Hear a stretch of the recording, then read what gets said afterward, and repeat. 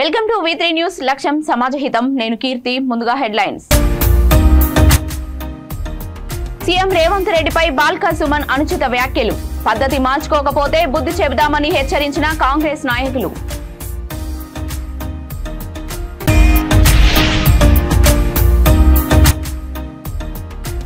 గ్రామ పంచాయతీల పాలకవర్గం ఆత్మీయ సన్మానం పదవులు శాశ్వతం కాదు అభివృద్ధి శాశ్వతమన్న బోయినపల్లి వినోద్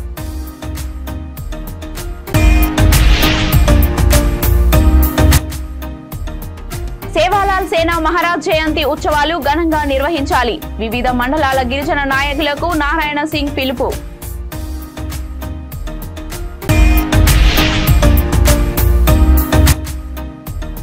IITని ఆకస్మికంగా తనిఖీ చేసిన ఎమ్మెల్యే రామారావు పాటిల్ విద్యార్థుల సమస్యలు తీర్చేందుకు ప్రత్యేక కమిటీ ఏర్పాటు ఎల్బీ నగర్ నియోజకవర్గం చైతన్యపురి డివిజన్ కేంద్రంలో బాల్కా సుమన్ దిష్టిబొమ్మను దగ్ధం చేశారు సీఎం రేవంత్ రెడ్డిపై అనుచిత వ్యాఖ్యలు చేసిన మాజీ ఎమ్మెల్యే బాల్కా సుమన్ కు వ్యతిరేకంగా నిరసన కార్యక్రమం చేపట్టారు ఈ కార్యక్రమంలో ఎల్బీ నగర్ తెలంగాణ ఉద్యమకారుడు కాంగ్రెస్ సీనియర్ నాయకులు దాము మహేందర్ మాట్లాడుతూ నీ ప్రజా వ్యతిరేక విధానాలు నచ్చక నియోజకవర్గంలోని ప్రజలు నిన్ను ఓడించినా నీకు అహంకారము పొగరు తగ్గలేదని విమర్శించారు ఇప్పటికైనా నీ పద్ధతులు మార్చుకోకపోతే రాష్ట్రంలో తిరగనీయమని హెచ్చరించారు ఈ కార్యక్రమంలో సురేందర్ రెడ్డి అరుణ్ మాదిగా విజయ్ మాదిగా సతీష్ మాదిగా రాంబాబు తదితరులు పాల్గొన్నారు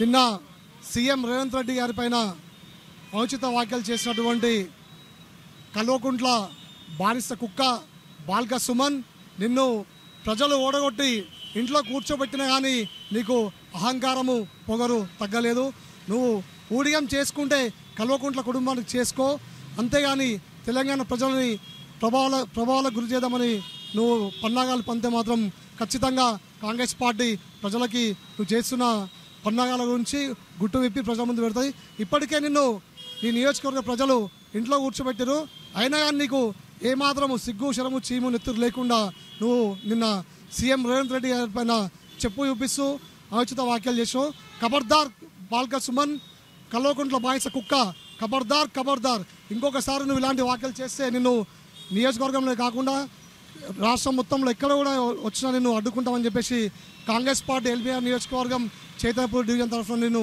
హెచ్చరిస్తూ ఉన్నాం ఖబర్దార్ బాల్కా సుమన్ ఖబర్దార్ కల్వకుంట్ల బానిస కుక్క బాల్కా సుమన్ కాంగ్రెస్ పార్టీ రేవంత్ రెడ్డి గారి నాయకత్వం రాహుల్ గాంధీ గారి నాయకత్వం జై కాంగ్రెస్ నిన్న బాల్కా సుమన్ గారు మాట్లాడిన తీరును చూస్తే ఒక కేసీఆర్కు పెంచిన కుక్కలు ఇవి సీఎం గారు విన్న వాక్యాలు చేయడం చాలా దౌర్భాగ్యం అసహ్యంగా మాట్లాడడం చాలా దౌర్భాగ్యము ఇంకొకసారి మాట్లాడితే ఇంటి మీద దాడి చేసి చెప్పుతో అందిస్తాము తంతము మేము కార్యకర్తలు రెడీ సిద్ధంగా ఉన్నాము ఇవాళ నీ కుక్కగా బతుకు ఇలా వచ్చి నువ్వు కేసీఆర్ కాలు మొక్కి పదవులు తెచ్చుకున్న గాడిది ఇలా నువ్వు సీఎం గారు మాట్లాడే కెపాసిటీ అరనిది గాడిది ముండా కొడక ఇలా చెప్తున్నా ఖబర్దార్ చైతన్యపూర్ డివిజన్కి వెళ్ళి మేము ఈరోజు ఖండిస్తున్నాము గంభీరావుపేట మండలంలోని గ్రామ పంచాయతీల పాలకవర్గం 5 సంవత్సరాలు పూర్తి చేసుకున్న సందర్భంగా మాజీ సర్పంచులతో పాటు ప్రస్తుత పాలకవర్గాన్ని శాలువాతో సన్మానించారు. ఈ కార్యక్రమం కరీంనగర్ మాజీ పార్లమెంట్ సభ్యులు బోయినపల్లి వినోద్ కుమార్ హాజరయ్యారు. ప్రజాస్వామ్యంలో పదవులు వస్తుంటాయి పోతుంటాయి, అధికారంలో ఉన్నప్పుడు చేసిన అభివృద్ధి శాశ్వతంగా ఉంటుందని అన్నారు. తెలంగాణ రాష్ట్రం ఏర్పాటు కాకముందు గ్రామాలు అభివృద్ధి జరగలేదని, 2014లో కేసీఆర్ సీఎం అయ్యాక 10 ఏళ్ల కాలంలో గ్రామాలను అభివృద్ధిలో అగ్రగామిగా తీర్చిదిద్దడం జరిగిందని అన్నారు. కార్యక్రమంలో మండల MPP, ZPTC, ZP co-option, vice MPP, cess director, తెరాస కార్యకర్తలు తదితరులు పాల్గొన్నారు.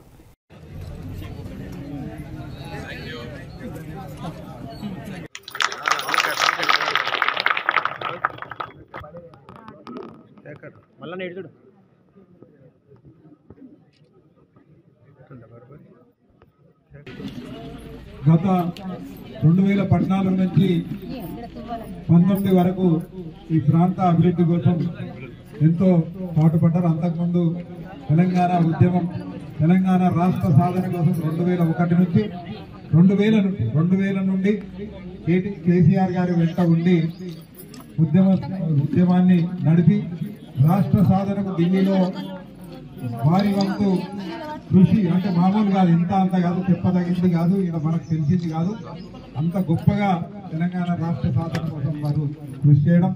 2004లో ఒకసారి ఎంపీ, 8లో ఒకసారి ఎంపీ, 14లో మూడోసారి ఎంపీగా ఎన్నికై ఈ ప్రాంత అభివృద్ధి గురించి అనేక కార్యక్రమాలు తీసుకొని ఢిల్లీలో తనదైన శైలిలో ఈ తెలంగాణ రాష్ట్రం కోసం కృషి చేసిన ఒక మంచి నాయకుడు.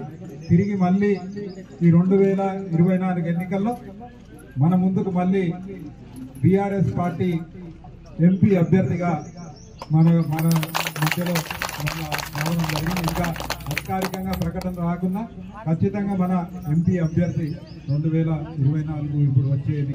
ప్రజాపాలన అవసరం, మన ప్రజలు ఎన్నుకున్న ప్రజాప్రతినిధుల పాలన అవసరం అనే మాట కూడా తెలియజేస్తూ మరొక్కసారి ఈ అయితే కరోనా టైంలో కూడా మనకు వచ్చి మీరు ఎన్నికైనా కొద్ది రోజులకే కరోనా వచ్చింది. 2 సంవత్సరాలు దాంతో మన పదవి ఏదైతే పరిస్థితులు ఇబ్బందికరంగా ఉన్నా గ్రామాలను బ్రహ్మాండంగా నడిపి ప్రపంచం అంతా గడగడలాడినా మన గ్రామాలల్లో కరోనా టైంలో ఎవ్వరు పని వాళ్ళు చేసుకున్నారు. మంచి మొదలే నివారణ చర్యలు తీసుకున్నారు. ఊరికి కొత్తోడొస్తే తీసుకుపోయి బళ్ళే వారేసి, ఊరు అవతలనే వారేసి లోపలికి రాకుండా వాళ్ళకి అక్కడనే అన్నం పెట్టుడు అన్ని చేసుట్లా ఊర్లల్లో ఎక్కడ కూడా అంటే జరిగిన ఈ సంఘటనలు, కానీ తక్కువ సంఘటనలు. మొదలే మన వాళ్ళు ట్రాక్ చేసి 35,000 మంది గల్ఫ్కి వెళ్ళి అక్కడికి వెళ్ళి ఇక్కడికి వెళ్ళి వచ్చిన వాళ్ళను అందరినీ కూడా ట్రాక్ చేసి వాళ్ళని దొరకబట్టి వాళ్ళని వేరే పెట్టడం జరిగింది మన గ్రామాలలో. కాబట్టి ఈ వ్యాధి ఏదైతే ఉన్నదో ఎక్కువ వ్యాపించకుండా మంచిగా ఉన్నది. అదొకటి. మన ఊర్లల్లో శుభ్రత, పరిశుభ్రం ఎక్కువైంది కాబట్టి బీమార్లు కూడా, అంటువ్యాధులు కూడా అది ఎక్కువ అంటుకోకుండా ఉండే. కాబట్టి మీరు చాలా గొప్పగా పనిచేయాలి. వాస్తవంగా ఈ అనేక ఇబ్బందులు ఎదుర్కొన్నారు, అనేక సమస్యలు ఎదుర్కొన్నారు. కానీ అయినా కానీ ఎక్కడ కూడా వెనుకంజ వేయకుండా మంచిగా పనిచేసినందుకు మీ అందరికీ కూడా, సర్పంచ్ సోదరిమణులకు, పాలక వర్గాలకు, ప్రతి ఒక్కరికి కూడా హృదయపూర్వక అభినందనలు. మీరు చేసిన కృషి ఎప్పటికి కూడా. ఈ నెల 15వ తారీఖున జరగబోయే సేవాలాల్ సేనా మహారాజ్ 285 జయంతి ఉత్సవాలు పురస్కరించుకొని మహబూబాబాద్ జిల్లా కేంద్రంలో జిల్లా కమిటీ ఆధ్వర్యంలో కరపత్రాలను ఆవిష్కరించారు. ఈ సమావేశానికి ముఖ్య అతిథిగా సేవాలాల్ సేనా జిల్లా అధ్యక్షులు నందులాల్ నాయక్ పాల్గొన్నారు. ఈ సందర్భంగా సేవాలాల్ సేనా జిల్లా ఉపాధ్యక్షుడు ధరంసోత్ నారాయణ సింగ్ మాట్లాడుతూ ప్రతి ఒక్క గిరిజన బిడ్డ సేవాలాల్ సేనా మహారాజు జయంతి ఉత్సవాలను ఘనంగా జరుపుకోవాలని కోరారు. ఈ కార్యక్రమంలో సేవాలాల్ సేనా రాష్ట్ర మహిళా నాయకురాలు లక్కావత్ పద్మాబాయ్, జిల్లా మహిళా అధ్యక్షురాలు బూక్య స్రవంతి, మోహన్ నాయక్, జిల్లాలోని వివిధ మండలాల నాయకులు, కార్యకర్తలు పాల్గొన్నారు. సేవాలాల్ సేనా మండల కార్యదర్శి, పట్టణ కార్యదర్శి మాలనాయక్ గారికి సేవాలాల్ ఆశీస్సులు. మరి సేవాలాల్ సేన ఆధ్వర్యంలో మానుకోట జిల్లా కేంద్రంలో సేవాలాల్ మహారాజ్ గారి 270వ సంవత్సరం నుంచి, అంటే గత 15 సంవత్సరాల నుంచి సేవాలాల్ సేన ఆధ్వర్యంలో ఇప్పటి వరకు మరి జయంతి వేడుకలను జిల్లా వ్యాప్తంగా ఘనంగా నిర్వహించుకుంటున్నాం. ఈ సంవత్సరం కూడా 285వ జయంతి వేడుకల్ని కూడా మానుకోట జిల్లాలో ఉన్నటువంటి 18 మండలాలు ఉన్నాయి. మరి మండల కేంద్రాలలో మా యొక్క సేవాలాల్ సేన మండల అధ్యక్షులు ఆ రోజు అక్కడ ఉండి ఆ మండల కేంద్రాల్లో జయంతి వేడుకలు నిర్వహించాలని చెప్పేసి మేము రాష్ట్ర కమిటీ తరఫున పిలుపునిస్తూ ఉన్నాం. రాష్ట్ర వ్యాప్తంగా జయంతి వేడుకలను ఒకే రోజు నిర్వహించాలని చెప్పేసి సేవాలాల్ సేన భావించింది. మరి సేవాలాల్ సేన గత ప్రభుత్వం ఉన్నప్పుడు కానీ అంతకు ముందు కానీ సేవాలాల్ మహారాజ్ జయంతి గుర్తించాలని చెప్పేసి పోరాటం. నేను ధర్మస్వత్ నారాయణ సింగ్ సేవాలాల్ సేన జిల్లా ఉపాధ్యక్షుడిగా పనిచేస్తున్నా. ఈరోజు స్థానిక మహబూబాబాద్ జిల్లాలో సేవాలాల్ సేన అధ్యక్షతన 285 సేవాలాల్ మహారాజ్ జయంతి వేడుకలు జయప్రదం చేయడానికి ఈరోజు కరపత్రాల ఆవిష్కరణ కార్యక్రమం జిల్లా అధ్యక్షులు నందులా నాయక్ గారి చేతుల మీదుగా ఈరోజు కార్యక్రమం చేయడం జరిగింది. నేను మానుకోట జిల్లా ఉపాధ్యక్షుడిగా ఈ యొక్క గిరిజన బిడ్డలందరికీ ఒక్కటే విన్నవించుకుంటున్నా. మిత్రులారా, మనం ఏదైతే ఫిబ్రవరి 15వ తారీఖు నాడు సంత్ శ్రీ సేవాలాల్ మహారాజ్ గారి జయంతి వేడుకలు అంగరంగ వైభవంగా జరుపుకోవాల్సిందిగా ప్రతి ఒక్క గిరిజన బిడ్డకు విన్నవించుకుంటున్నా. ఎందుకంటే ఈరోజు మనం గిరిజనులుగా ఉండి ఈ రిజర్వేషన్ ప్రక్రియ ఏదైతే రాజకీయంగా కావచ్చు, ఉద్యోగస్థంగా కావచ్చు, ఏ రంగంలో అయినా కూడా ఒక గిరిజన బిడ్డగా చెప్పడానికి గర్విస్తున్నాము. దాని వెనకాల సేవాలాల్ మహారాజ్ గారి యొక్క పోరాటం ఉందని చెప్పేసి ఆ మహారాజుని మనం కొలవాలి. ఎందుకంటే మనకు ఒక గొప్ప నినాదం ఉంది, ప్రతి ఒక్కరూ సేవాలాల్ మహారాజుని ధరించాలి, సేవాలాల్ మహారాజుని జయంతిని జరుపుకోవాలని చెప్పేసి ఉంది. ఏదైతే ఈ యొక్క నినాదాన్ని ప్రతి ఒక్కరూ స్ఫూర్తిగా తీసుకొని సేవాలాల్ మహారాజ్ జయంతి వేడుకలను నిర్వహించాలని చెప్పేసి తెలియజేసుకుంటూ ముగిస్తున్నాను. జై సేవాలాల్ మహారాజ్. జై సేవాలాల్ పద్మ రాష్ట్ర మహిళా అధ్యక్షురాలు. ఈ సేవాలాల్ సేన మంచిగా కార్యక్రమం కర్నోకనికేతాని సేన మాజీ ముఖ్యమంత్రి కేసీఆర్ పై రేవంత్ రెడ్డి చేసిన అనుచిత వ్యాఖ్యలకు నిరసనగా గంభీరావుపేట సిద్దిపేట ప్రధాన రహదారిపై బీఆర్ఎస్ ఆధ్వర్యంలో ధర్నా కార్యక్రమం నిర్వహించారు. ఈ సందర్భంగా రేవంత్ రెడ్డి దిష్టిబొమ్మ దహనం చేశారు. ఈ కార్యక్రమంలో టెస్కాప్ చైర్మన్ కొండూరు రవీందర్రావు, బీఆర్ఎస్ అధ్యక్షులు, నాయకులు, కార్యకర్తలు పాల్గొన్నారు.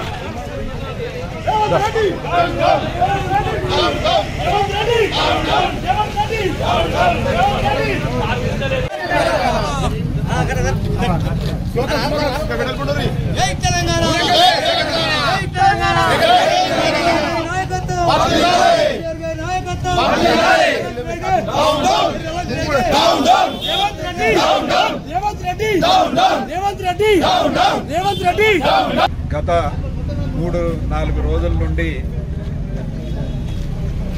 రేవంత్ రెడ్డి మాట్లాడుతున్న తీరు, ఆయన వ్యవహార శైలి యావత్ తెలంగాణ సమాజం తలదించుకునే విధంగా ఉన్నదనేది మనకి ఇవాళ కనపడతా ఉన్నది.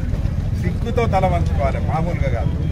ఒక ముఖ్యమంత్రి హోదాలో ఉండి ఆ కుర్చీలో కూర్చొని ఆ కుర్చీకి వన్నె తెచ్చేవాడు ఇలా కుర్చీ విలువ దిగదార్చిన మొట్టమొదటి ముఖ్యమంత్రి యావత్ భారతదేశంలోనే అనే మాట కూడా నేను తెలియజేస్తున్నాను.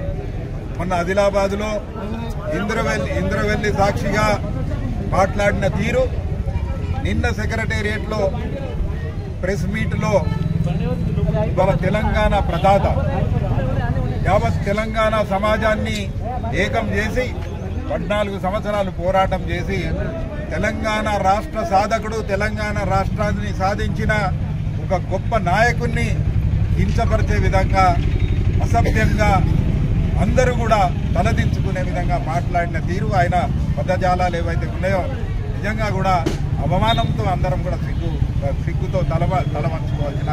నిర్మల్ జిల్లా బాసరా IIITని ముతోల్ ఎమ్మెల్యే పవర్ రామారావు పటేల్ తనిఖీ చేశారు. ఈ సందర్భంగా కాలేజీలో అందిస్తున్న సౌకర్యాల గురించి విద్యార్థులను అడిగి తెలుసుకున్నారు. ఈ సందర్భంగా ఆయన మాట్లాడుతూ విద్యార్థుల సమస్యలు తీర్చేందుకు ప్రత్యేక కమిటీ ఏర్పాటు చేసి అధికారులతో ఎంక్వైరీ చేయిస్తానని అన్నారు. అదేవిధంగా విద్యార్థులకు ఎలాంటి సమస్యలు వచ్చినా అత్యవసర సమయంలో తమ నంబర్ను సంప్రదించాలని అన్నారు.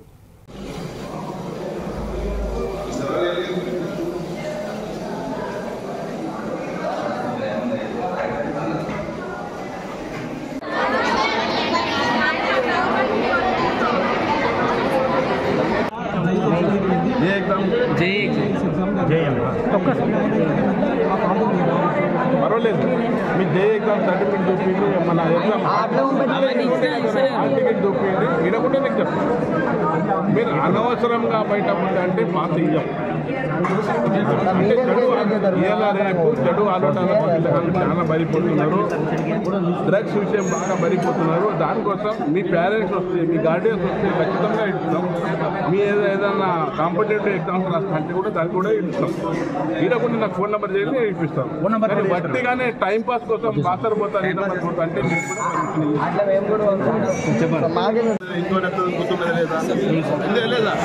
ఖచ్చితంగా మీ వచ్చే అసెంబ్లీలో క్వశ్చన్స్ రేజ్ చేస్తున్నాను. మీకు ఒక స్పెషల్ కమిటీ పెట్టిస్తాను, విజిలెన్స్ ఎంక్వైరీ చేపిస్తాను. మీకు మంచిగా దాకా నేను నిద్రపోతాను. ఒకటే చెప్పాను, వైద్య విద్య ఎడ్యుకేషన్ మీద వైద్యం గురించి మీరు మా వైజాగ్ గవర్నమెంట్ హాస్పిటల్లో చూడండి ఎంత చక్కగా అయింది. ఇప్పుడు విద్య మీద వారం రోజుల నుంచి ఫోకస్ పెట్టాను. విద్య కూడా మా అదృష్టము దివంగత రాజశేఖర రెడ్డి ప్రాంతాన్ని తెచ్చాను.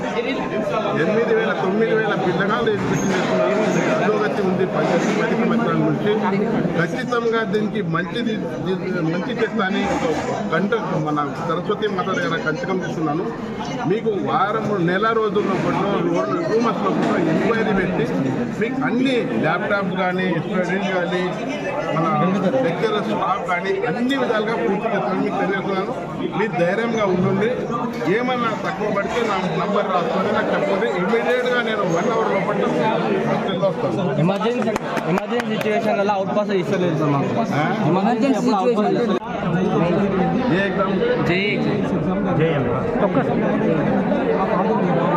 పర్వాలేదు, మీ జే ఎగ్జామ్ సర్టిఫికేట్ చూపించి మన ఎగ్జామ్ టికెట్ చూపించి వినకుండా నీకు చెప్తాను. మీరు అనవసరంగా బయట అంటే పాస్ ఇయ్యం. అంటే చెడు ఆలోచనలకు పిల్లలు చాలా బలిపోతున్నారు. డ్రగ్స్ విషయం బాగా బలిపోతున్నారు. దానికోసం మీ పేరెంట్స్ వస్తే, మీ గార్డియన్స్ వస్తే ఖచ్చితంగా ఇస్తాం. మీ ఏదైనా కాంపిటేటివ్ ఎగ్జామ్స్ రాస్తా అంటే కూడా దానికి కూడా ఇస్తాం. ఇవ్వకుండా నాకు ఫోన్ నెంబర్ చేసి నేను ఇప్పిస్తాను. బట్టిగానే టైం పాస్ కోసం బాసర్ పోతారు అంటే కర్నూలు జిల్లా నందికొట్లూరు గ్రామానికి చెందిన యువకుడు రాజేష్ నూతన సాంకేతిక పరిజ్ఞానంతో రైతులకు ఉపయోగపడే ఓ యాప్ ను రూపొందించారు. భరోసా అనే పేరుతో సృష్టించిన ఈ యాప్ లో రైతులు తమ ఉత్పత్తుల వివరాలు నేరుగా పొందుపరిచి వినియోగదారులకు డైరెక్ట్ గా అమ్ముకోవచ్చు. రైతులు పండించే పంటలు, నారు, మొక్కలు, వివిధ రకాల పనిముట్లు, యంత్ర సామాగ్రి వివరాలు ఈ యాప్ లో పొందుపరిచి క్రయ విక్రయాలు జరుపుకోవచ్చు. రైతుల మార్కెట్ ఇబ్బందులు గమనించిన యువకుడు రాజేష్ వారికి ఉపయోగపడాలనే సంకల్పంతో భరోసా మొబైల్ యాప్ ను అందుబాటులోకి తీసుకువచ్చినట్లు మీడియాకు తెలియజేశారు. ఈ నూతన ఆవిష్కరణను పలువురు రైతులు, వినియోగదారులు సంతోషం వ్యక్తం చేశారు. యువకుడు రాజేష్ కు అభినందనలు తెలియజేశారు.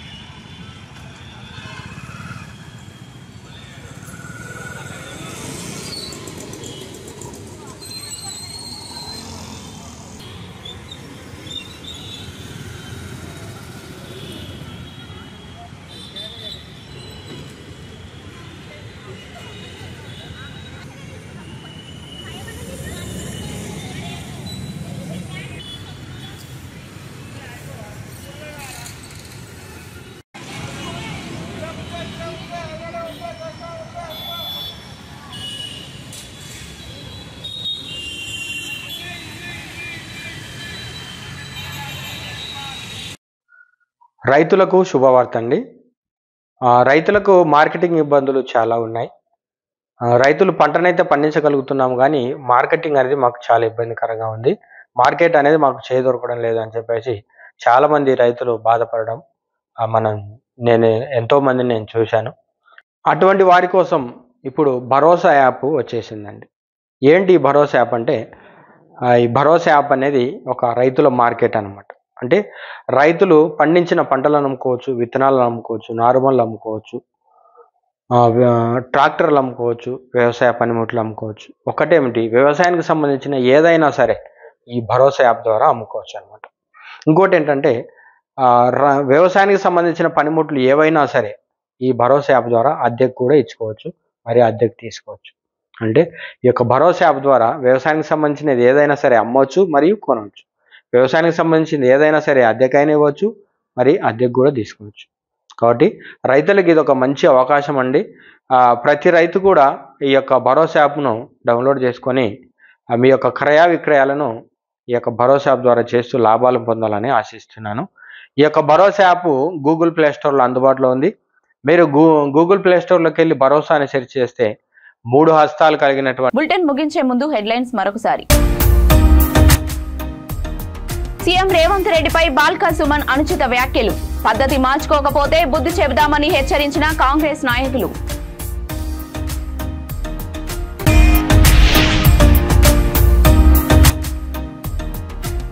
గ్రామ పంచాయతీల పాలకవర్గం ఆత్మీయ సన్మానం. పదవులు శాశ్వతం కాదు, అభివృద్ధి శాశ్వతమన్న బోయినపల్లి వినోద్.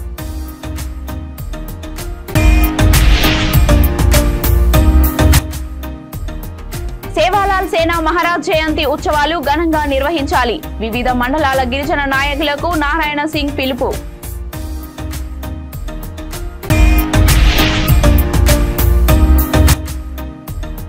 IIITని ఆకస్మికంగా తనిఖీ చేసిన ఎమ్మెల్యే రామారావు పాటిల్. విద్యార్థుల సమస్యలు తీర్చేందుకు ప్రత్యేక కమిటీ ఏర్పాటు. ఇవి ఇప్పటివరకు ఉన్న అప్డేట్స్. మరిన్ని అప్డేట్స్ కోసం చూస్తూనే ఉండండి V3 న్యూస్. లక్ష్యం సమాజ్ హితం.